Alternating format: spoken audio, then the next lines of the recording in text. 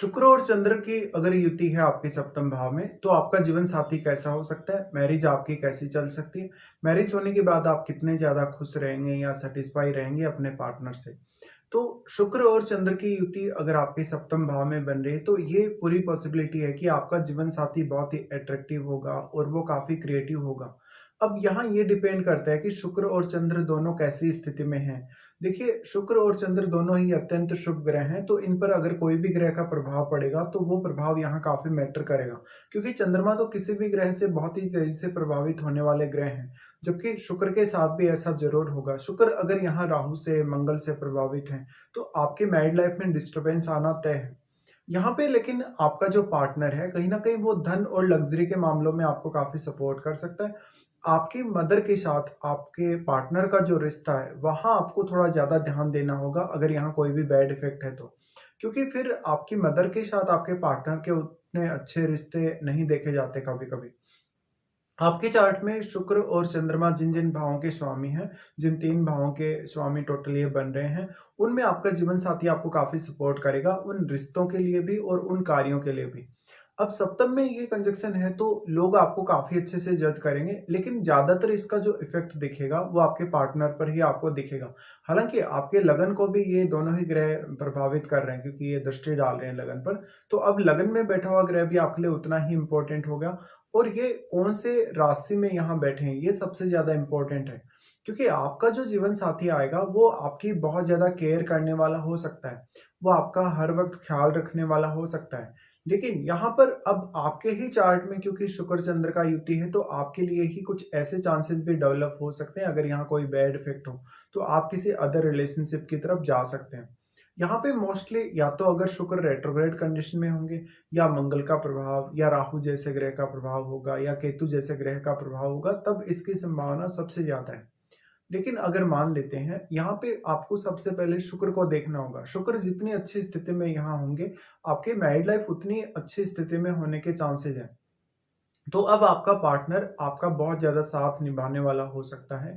वो आपको इमोशनली भी काफ़ी सपोर्ट करेगा, फिज़िकली और बाकी अन्य मामलों में भी। तो ये हो सकता है अगर कोई भी बैड इफ़ेक्ट नहीं है आपके सप्तम भाव पर, तो आप पार्टनर के आने के बाद एक बहुत ही लग्ज़रियस लाइफ़, एक बहुत ही ड्रीम लाइफ़ जी पाएँगे। अब आपके चार्ट में ये देखिए कि शुक्र का जो संबंध है वो कौन-कौन से भाव से है, क्योंकि शुक्र का जिन भाव से संबंध है, उन भाव से जुड़े हुए जो आपके रिश्ते हैं, वो मैरिज के बाद बहुत बेहतर होंगे और आपको लग्ज़री के मामले में सपोर्ट अच्छा मिलेगा जीवन साथी से। आपका जीवन साथी काफ़ी धनवान हो सकता है, साथ-साथ में वो किसी क्रिएटिव फ़ील्ड में काम करने वाला हो सकता है। शुक्र जब भी चंद्रमा के साथ आते हैं, तो आपकी क्रिएटिविटी और आपकी इमेजिनेशन एक साथ मिलके काम करते हैं। इससे आपके पार्टनर का जो अंडरस्टैंडिंग है कहीं न कहीं आपके साथ, वो समय के साथ-साथ सुधरेगा और यहाँ पे जो आपके पार्टनर का परफ़ॉर्मेंस है किसी भी पर्टिकुलर फ़ील्ड में, वो ज़्यादा बेहतर होता जाएगा।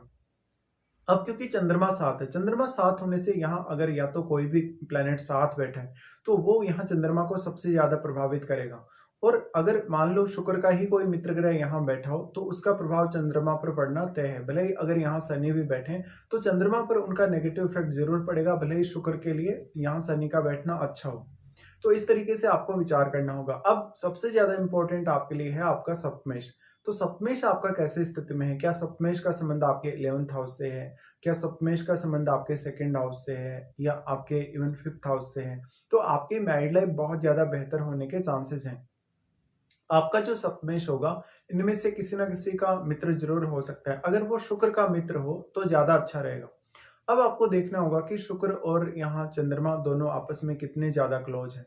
ये जितने ज़्यादा क्लोज होंगे, उतना ही ज़्यादा आपका जो पार्टनर है, वो आपको इमोशनली सपोर्ट करेगा और आपका पार्टनर क्रिएटिव बहुत ज़्यादा होगा। अब अगर मान लो आपके लगन में कोई भी ऐसा प्लैनेट बैठा है, जैसे सूर्य जैसा प्लैनेट बैठा है, तो इन दोनों का जो इफ़ेक्ट पड़ रहा है आपके लगन पे या इन दोनों की जो दृष्टि पड़ रही है आपके लगन पे, इस मामले में आपको भी काफ़ी अच्छी क्रिएटिविटी मिल सकती है। तो आपके नेम फेम के चांसेस बहुत ज़्यादा बढ़ जाते हैं मैरिज होने के बाद। अब आपको ये देखना चाहिए कि ये कंजंक्शन में और कौन-कौन से प्लैनेट्स हैं वो इन्वॉल्व्ड हैं या और कौन-कौन से प्लैनेट ऐसे हैं जो यहाँ अपना प्रभाव डाल रहे हैं या इन दोनों के साथ बैठे हैं। क्योंकि अब आपके वो जो भाव हैं उन ग्रहों से रिलेटेड, उनमें भी आप काफ़ी ज़्यादा क्रिएटिव होकर फैसला करेंगे।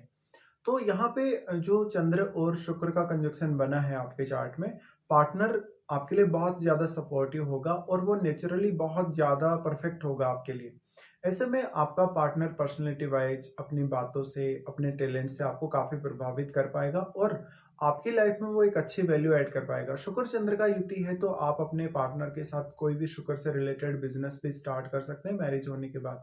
लेकिन यहाँ पर दूसरे ग्रहों का जो रोल है वो बहुत ज़्यादा इम्पोर्टेंट हो जाता है अगर कोई भी ग्रह यहाँ साथ बैठा है या किसी भी ग्रह का यहाँ दृष्टि पड़ रहा है। आपके चार्ट में अब शुक्र जिन-जिन भावों को रिप्रेजेंट कर रहे हैं, उन भावों के मामले में आपका जीवन साथी आपकी काफ़ी ज़्यादा केयर करेगा।